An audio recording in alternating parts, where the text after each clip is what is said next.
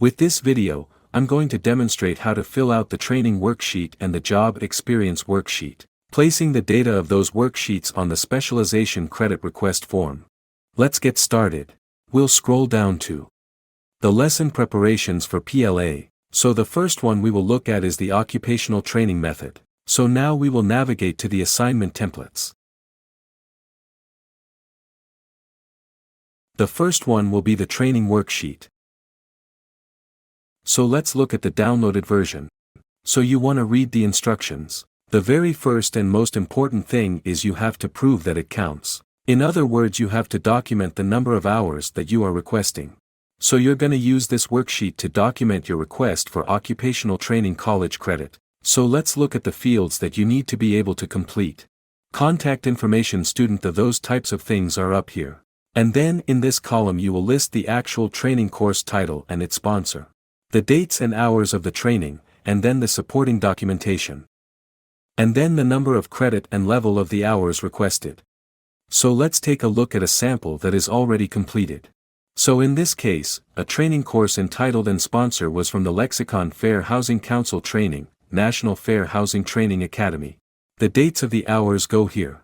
The total of those hours of those three entries is 36. And then the supporting documentation are certificates of completion that includes the contact hours, the syllabus 29390, and the student transfer evaluation.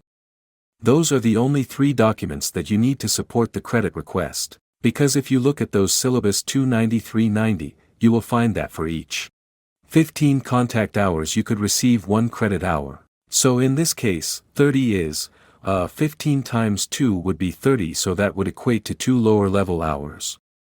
The next one was actually from the student transfer evaluation. If you've had college credit, if you've had transcripts to U of L, you will receive a student transfer evaluation. Some of those might not have been evaluated and given credit.